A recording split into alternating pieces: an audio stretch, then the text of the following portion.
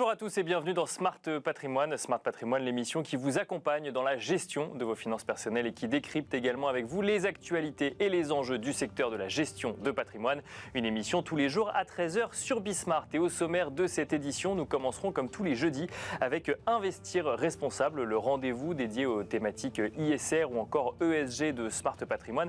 Et aujourd'hui, nous nous poserons deux questions dans Investir responsable. Tout d'abord, nous nous demanderons si l'écosystème financier et les épargnants sont prêts pour MiFID II. Pour rappel, à partir du 1er janvier 2023, entrent en vigueur les nouvelles dispositions de MiFID II qui prévoient notamment de demander à chaque épargnant ses préférences en matière d'ESG. Mais nous nous poserons également la question de la réforme du label ISR et notamment la façon dont voient cette réforme les acteurs de la finance responsable. Et pour cela, nous aurons justement le plaisir d'avoir sur le plateau de Smart Patrimoine Olivia Blanchard, présidente des acteurs de la finance responsable.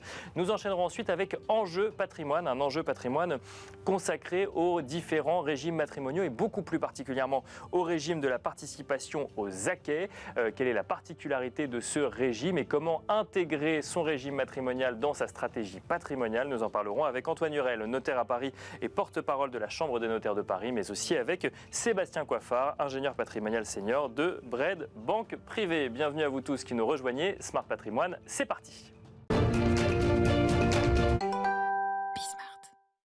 Et c'est parti tout de suite pour Investir responsable, donc le rendez-vous dédié aux thématiques investissement durable, investissement responsable ou investissement à impact de Smart Patrimoine. Et en l'occurrence, nous avons aujourd'hui le plaisir de recevoir sur le plateau Olivia Blanchard, présidente des acteurs de la finance responsable. Bonjour Olivia Blanchard. Bonjour Nicolas. Bienvenue sur le plateau de Smart Patrimoine. Beaucoup de sujets qu'on a envie de traiter ensemble aujourd'hui. On va évoquer la réforme du label ISR dans un instant. Mais juste avant, j'ai envie de dire, l'heure se rapproche en matière d'évolution pour les conseillers en gestion de patrimoine, mais également les banquiers sur la récupération des préférences ESG vis-à-vis de chacun des épargnants lors de l'échange qu'ils peuvent avoir, de la même manière qu'on récupérait leur appétence ou non au risque, on va récupérer leur appétence ou non en fonction d'un certain nombre de critères ESG. C'est les nouvelles dispositions de MiFID II, ça entre en vigueur au 1er janvier 2023, ça a été reporté. La question qu'on peut se poser, c'est est-ce qu'on est prêt? Pourquoi est-ce qu'on se pose cette question?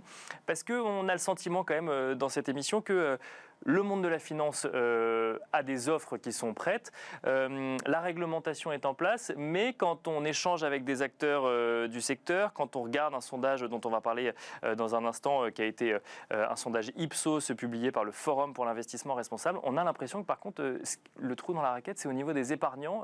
Ils ne connaissent pas suffisamment encore ces thématiques ISR. Tout à fait. Effectivement, donc aujourd'hui, on se rend bien compte qu'il y a beaucoup de produits, entre guillemets, qui sont aujourd'hui commercialisés, marketés avec ce beau nom de investissement socialement responsable. Bien sûr. Ouais. Donc les sociétés de gestion, elles ont l'impression qu'elles sont prêtes. Et d'un autre côté, quand on se penche vers les épargnants qui sont ces consommateurs de produits responsables, on se rend compte que les épargnants, ils sont encore à des années-lumière, en fait, d'être familiers avec cette notion d'ISR. Donc c'est comme effectivement disait le sondage, 65% donc, des Français ne connaissent pas encore cette notion d'ISR. Oui, alors pour redonner les chiffres du sondage, effectivement, c'est 11% des épargnants ont entendu parler de l'investissement socialement responsable et 7% seulement ont investi dans des fonds ISR. Effectivement, on a 60% de Français qui pensent que les enjeux environnementaux ou sociaux sont importants en matière de placement, mais pour autant, il y a la théorie et la connaissance normalement des véhicules d'investissement qui pourraient permettre d'orienter l'épargne. Aujourd'hui, tout le défi avec cette nouvelle réglementation, c'est de poser des questions qui vont être comprises et adéquates donc, à l'épargnant pour qu'il puisse mettre à côté de plein de paramètres qu'il utilise aujourd'hui sur rentabilité, risque, performance, etc., une autre notion qui est celle de la durabilité. Après, c'est un véritable challenge aujourd'hui pour l'industrie financière quand même de mettre à jour ces questionnaires, notamment parce qu'on va devoir introduire des notions assez complexes telles que la taxonomie, telles que les PAI. Bien sûr. Et donc là, on sait qu'on va commencer déjà à perdre pas mal de personnes.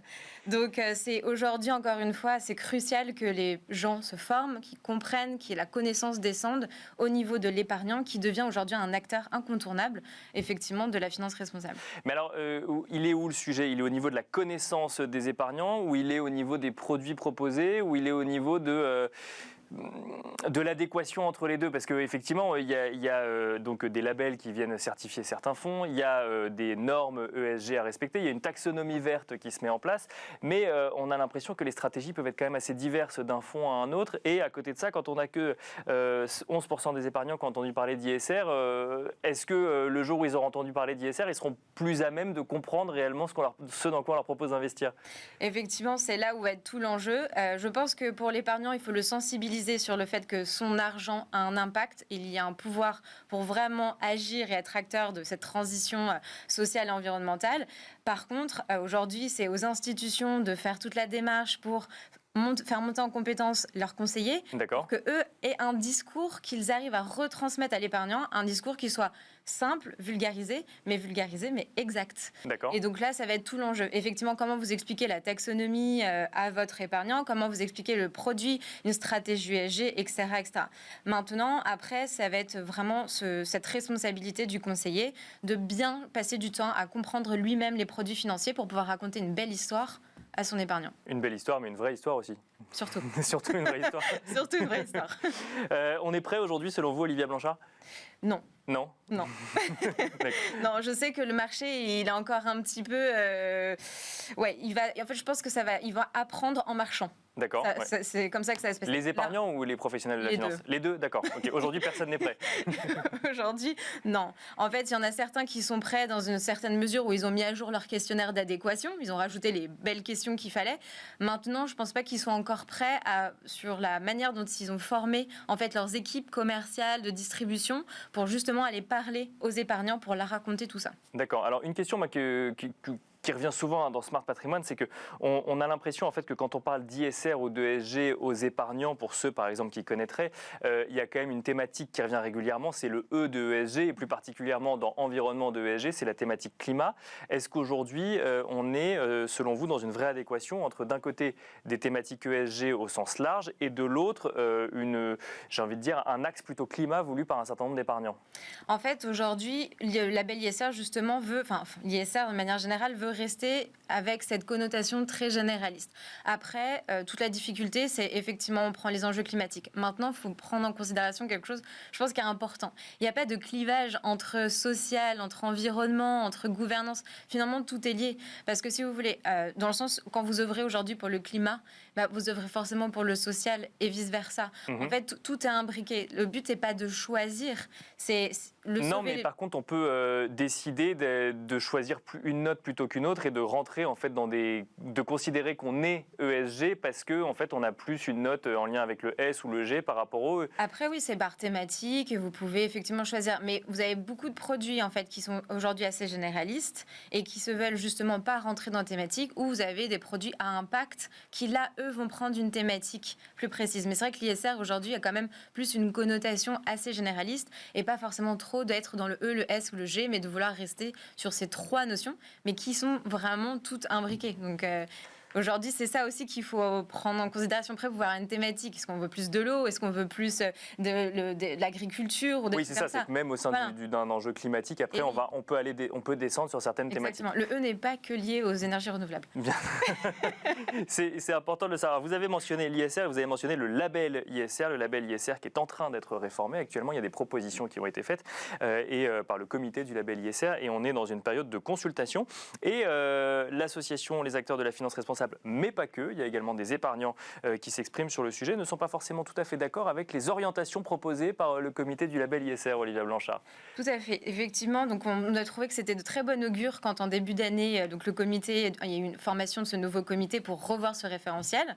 Quand on a eu les premiers retours, on a été assez déçus de voir que voilà, on attendait qu'il y ait plus de propositions, notamment liées aux exclusions, ce qui au début n'a pas été le cas. Donc nous avons formé une pétition. Donc exclusion, pour ceux qui nous écoutent justement dans un sujet de pédagogie, ça veut dire exclure certaines entreprises dont on considère qu'elles ont un impact négatif sur l'environnement, sur le social ou sur la gouvernance, ou en matière de gouvernance. Tout à fait. Et nous, en fait, au sein de l'association, on n'est pas dans une exclusion générale de prendre tous les secteurs. En fait, on se concentre que sur celui du secteur des énergies fossiles. D'accord. Et donc, ce qui est aujourd'hui, en fait, une règle, entre guillemets, même une norme pour les autres labels européens, où nous, en France, on est un des seuls labels, finalement, à ne pas avoir cette exclusion. Donc, aujourd'hui, le comité du label ISR a revu sa position cet été en disant ok, on veut bien prendre en compte ces exclusions au niveau des énergies fossiles, mais on ne prend en compte que celles qui sont non conventionnelles, parce qu'étant jugées les plus polluantes et les plus dédommageantes, ne serait-ce que pour le social également. Ce qui est une avancée du coup. Ce qui est une très bonne avancée, mais d'accord.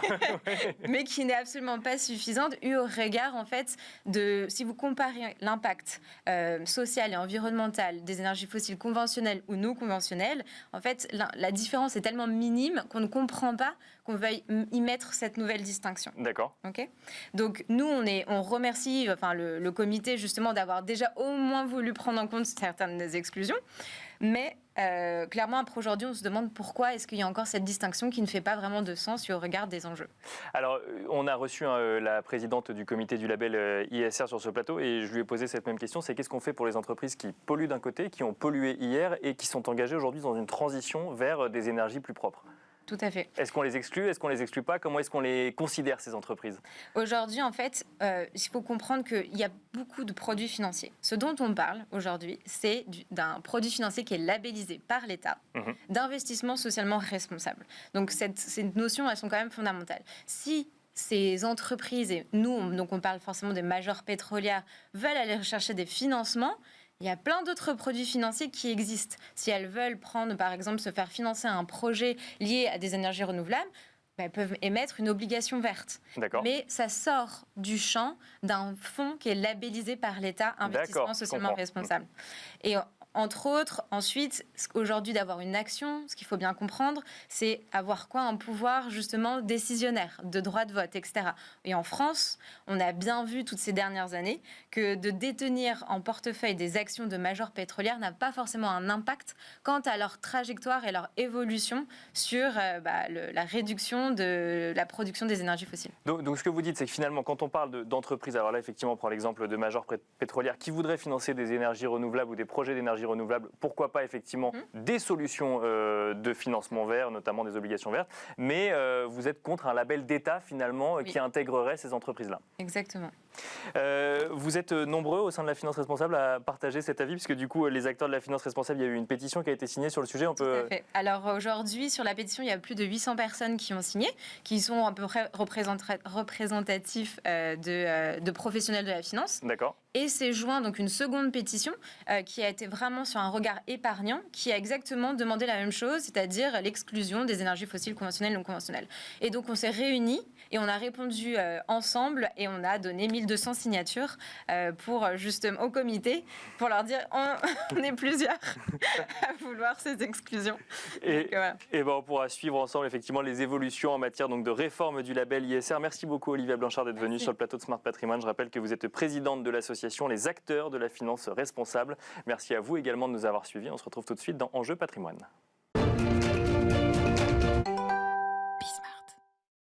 Et nous enchaînons à présent avec Enjeu Patrimoine, un enjeu patrimoine consacré à différents régimes matrimoniaux que l'on peut choisir lorsque l'on veut se marier, mais à un en particulier peut-être un petit peu moins connu que les autres, le régime de la participation aux acquêts. Nous essaierons de comprendre ensemble comment il peut s'intégrer dans une stratégie patrimoniale et à qui est-ce qu'il peut servir lorsque l'on veut effectivement se marier. Pour en parler, nous avons le plaisir de recevoir sur le plateau de Smart Patrimoine Antoine Hurel, notaire à Paris et porte-parole de la Chambre des notaires de Paris. Bonjour Antoine Hurel. Bonjour Nicolas. Bienvenue sur le plateau de Smart Patrimoine. Nous avons le plaisir également de recevoir sur ce plateau Sébastien Coiffard, ingénieur patrimonial senior au sein de Bred Banque Privée. Bonjour Sébastien Coiffard. Bonjour Nicolas. Bienvenue également sur le plateau de Smart Patrimoine. On va essayer de comprendre ensemble un petit peu ce que c'est que ce régime donc, de la participation aux acquêts. Mais juste avant, Sébastien, j'avais envie de commencer avec vous sur les régimes matrimoniaux de manière générale.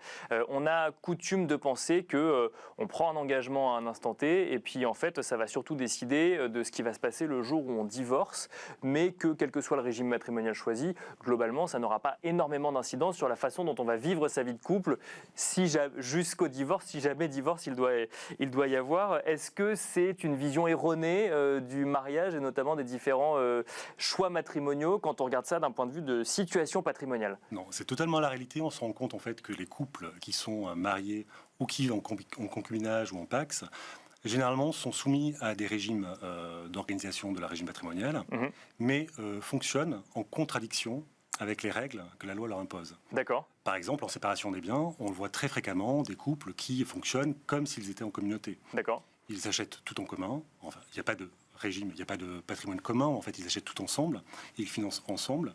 Donc ils achètent ça avec un conjoint, par exemple, alors qu'il faudrait acheter avec deux comptes séparés ou séparés à 50%? En indivision à 50-50, comme s'ils étaient en communauté. Ou sous le régime de la communauté classique, la communauté légale, Reddito Zake, on va avoir l'exemple du dirigeant d'entreprise qui crée sa société, donc qui est marié sous le régime de la communauté Reddito Zake, dans laquelle il y a deux patrimoines propres, donc des deux conjoints, et une communauté. Et cette communauté est composée des éléments acquis en cours de mariage. Et si la société a été donc constituée en cours de mariage, va se poser au moment du divorce, au moment de la cession de la société, la question de savoir à qui elle appartient. D'accord. Si elle était constituée avant le mariage, c'est un bien propre. Si elle était constituée en cours de mariage, potentiellement, il s'agit d'un bien commun. Et ce, même si un seul des deux membres du couple s'est investi corps et âme dans cette société? Exactement. C'est ce qu'on distingue le titre et la finance. C'est-à-dire qu'on peut être seul au capital d'une société.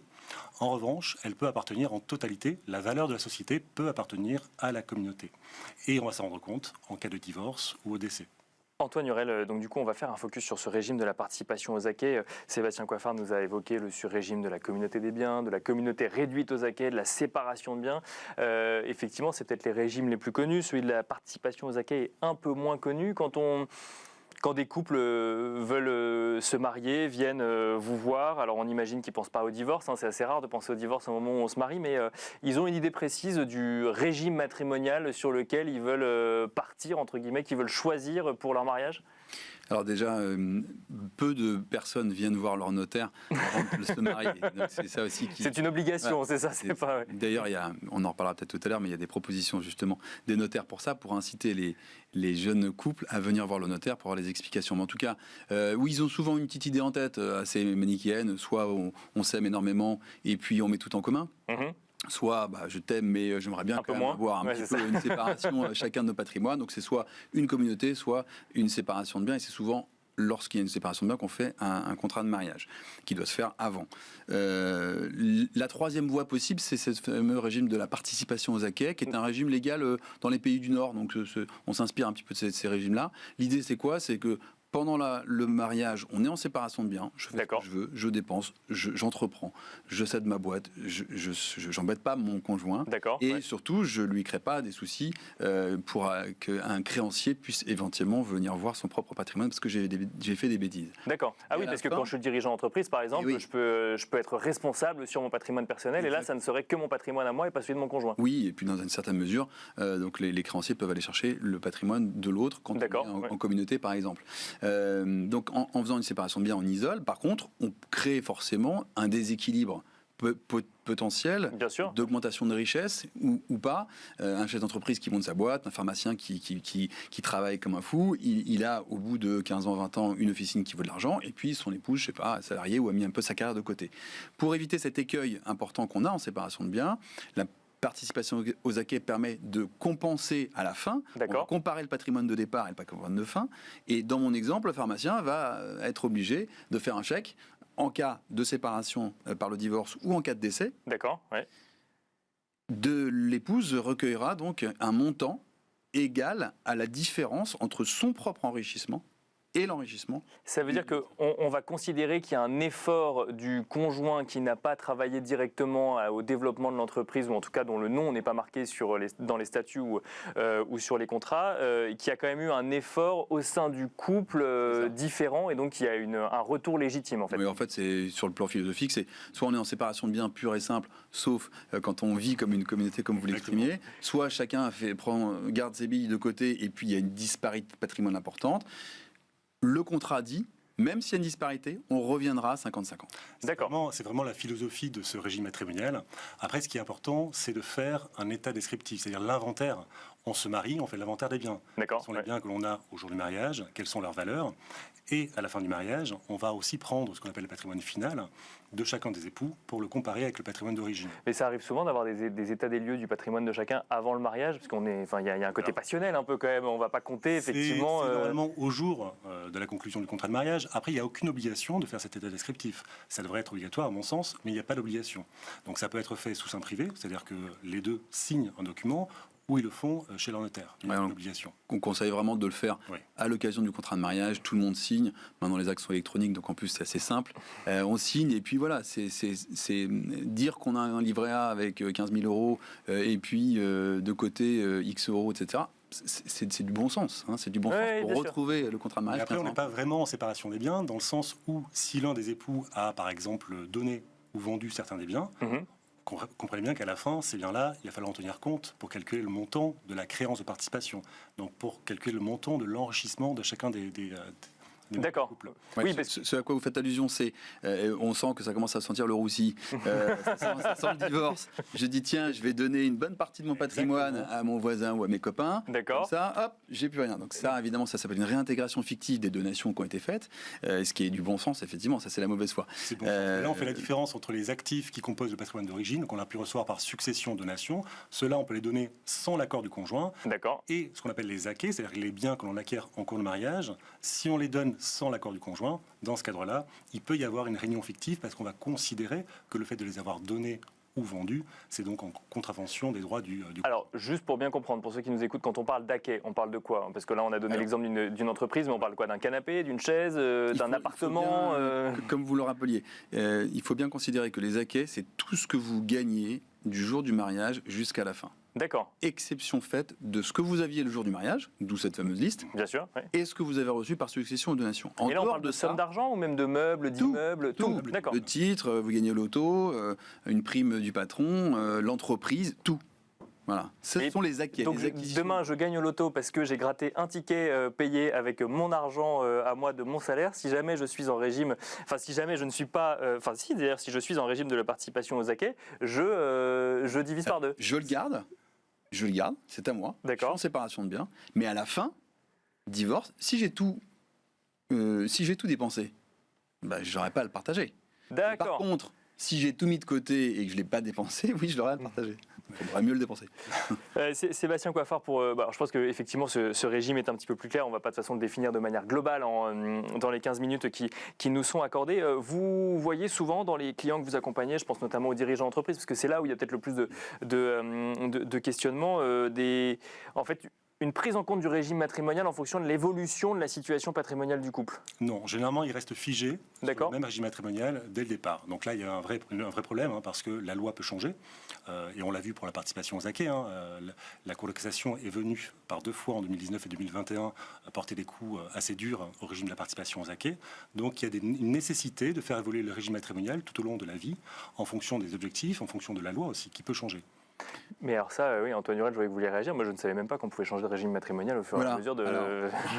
Il fallait attendre 2 ans avant, maintenant c'est terminé. On peut changer de régime matrimonial très vite. On n'a pas été voir son notaire, on est marié, au bout d'1 an, on se dit merde, j'aurais peut-être dû faire une séparation de biens. Il n'est pas trop tard. D'accord. Il n'est pas trop tard pour aller en parler à son notaire. Peut-être par contre pour en parler à son conjoint, il y a quand même une discussion un peu houleuse. Il y a un coût. C'est vrai qu'il faut prendre en considération. C'est pas gratuit de changer de régime matrimonial. D'accord. Ce que vous évoquiez et qui est très important, c'est que le régime de la participation aux acquets, les notaires font souvent du cousu humain et ils faisaient des clauses particulières en disant ok, on va tout partager, mais sauf l'entreprise. D'accord. L'entreprise, ça sera que pour moi parce que je vais suer 100 EO sur l'entreprise, etc. Ça serait fou que je sois obligé de vendre mon entreprise pour te faire le chèque.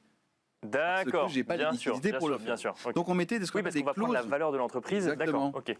Une clause qui ne fonctionnait qu'en cas de divorce. Donc c'est vraiment une assurance anti-divorce, cette clause. Voilà. Et cette clause, qui était du bon sens, a été, on va dire, annulée par un arrêt de la Cour de cassation en disant non, en fait, on ne peut pas l'annuler. En fait. Quand on se tape dessus, c'est trop tard. Il faut partager la moitié de l'entreprise. Sauf un accord, évidemment, mais là, on était dans un cas, forcément, où ça... Donc, on ne peut pas faire du sur-mesure en sortant de l'entreprise. Donc, on ne peut plus faire du sur-mesure, ce qui est une cause d'insécurité juridique et qui plaide pour une vraie réflexion sur le choix de ce régime matrimonial de participation aux acquets quand on est un chef d'entreprise, parce qu'il peut y avoir une remise en cause. D'accord. On peut encore faire du sur-mesure. En fait, on attend l'évolution de la loi. C'est-à-dire que là, la Cour de cassation, elle a dit que cette clause était un avantage matrimonial. Et donc, les avantages matrimoniaux, s'ils n'ont pas pris effet en cours de mariage, donc là, bien sûr, ont forcément effet à la dissolution du mariage, parce que c'est au divorce, cet avantage matrimonial est révoqué de plein droit. Donc ça, c'est l'article 265 du Code civil, qui pourrait être amené à changer, mais on a un vrai sujet pour les couples qui sont mariés sous ce régime et qui ont inséré cette clause dans leur régime matrimonial. Dont on ne sait pas quoi faire aujourd'hui. on ne sait pas quoi faire, on peut leur proposer de changer le régime matrimonial. Ne divorcez pas, quoi. C'est ça que c'est la question. Pas, c'est ce qu'on peut leur dire. Donc voilà, de temps en temps, la convention peut être remise en cause par ce qu'on appelle la jurisprudence.